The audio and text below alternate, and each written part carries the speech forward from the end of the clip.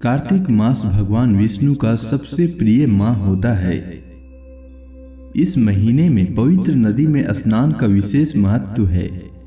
आज मैं आपके लिए कार्तिक मास की कथा का 14वां अध्याय लेकर आया हूं।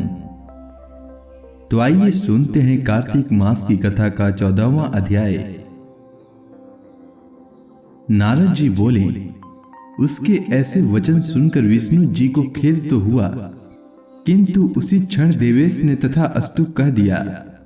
अब विष्णु जी सब देवताओं के साथ जलंधरपुर में जाकर निवास करने लगे। जलंधर अपनी बहन लक्ष्मी और देवताओं सहित विष्णु को पाकर बड़ा प्रसन्न हुआ। फिर तो देवताओं के पास जो भी रत्न आदि थे, सबको ले जलंधर पृथ्वी पर आया, निशुंभ को पाताल में स्थापित कर दिया और देव दानव यक्ष गंधर्व सिद्ध सर्प राक्षस मनुष्य आदि सबको अपना वंशवर्ती बना त्रिभुवन पर शासन करने लगा। उसने धर्मानुसार सुपुत्रों के समान प्रजा का पालन किया। उसके धर्म राज्य में सभी सुखी थे। तब उसको इस प्रकार धर्म पूर्वक राज्य करते हुए देख देवता शुद्ध हो गए। उन्होंने देवाधि देव शंकर का मन में स्मरण करना आरंभ किया। तब भक्तों की कामना पूर्ण करने वाले शंकर जी ने नारद जी को यानी मुझे बुलाकर देव कार्य की इच्छा से उन्होंने वहां भेजा। शंभु भक्त नारद शिव की आज्ञा से देवपुरी में गए। इंद्र आदि सभी देवता व्याकुल हो शीघ्रता से उठ नारद जी को उत्कंठा भरी दृष्टि से देखने लगे। अपने सब दुखों को कहकर उन्होंने नष्ट करने की प्रार्थना की। तब नारद जी ने कहा, मैं सब कुछ जानता हूं, इसीलिए अब मैं दैत्यराज जलंधर के पास जा रहा हूं। ऐसा कह नारद जी देवताओं को आश्वासित कर जलंधर की सभा में आए। जलंधर ने नारद जी के चरणों की पूजा कर हंसते हुए कहा, हे ब्राह्मण, कहिए अब कहां से आ रहे हैं? यहां कैसे आए हैं? मेरे योग्य जो सेवा हो उसकी आज्ञा दीजिए। नारद जी प्रसन्न होकर बोले, हे महाबुद्धिमान जलंधर, तुम धन्य हो। मैं स्वेच्छा से कैलाश पर्वत पर गया था, जहां 10,000 योजनों में कल्प वृक्ष का वन है। वहां मैंने सैकड़ों काम धेनुओं को विचरते हुए देखा तथा यह भी देखा कि वह चिंतामणि से प्रकाशित परम दिव्य अद्भुत और सब कुछ स्वर्णमय है। मैंने वहां पार्वती के साथ शंकर जी को भी देखा, जो सर्वांग सुंदर गौर वर्ण त्रिनेत्र और मस्तक पर चंद्रमा धारण किए हुए हैं।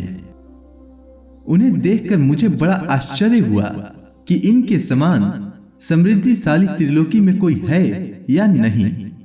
हे दैतेंद्र, उसी समय मुझे तुम्हारी समृद्धि का स्मरण हो आया और उसे देखने की इच्छा से ही मैं तुम्हारे पास चला आया हूं।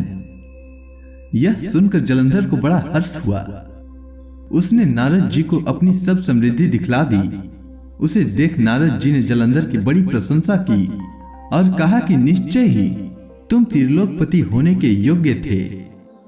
ब्रह्मा जी का हंस युक्त विमान तुम ले आए हो और द्युलोक पाताल और पृथ्वी पर जितने भी रत्न आदि हैं सब तुम्हारे ही तो हैं। एरावत, उच्चैश्रवा घोड़ा, कल्प वृक्ष और कुबेर की निधि भी तुम्हारे पास है।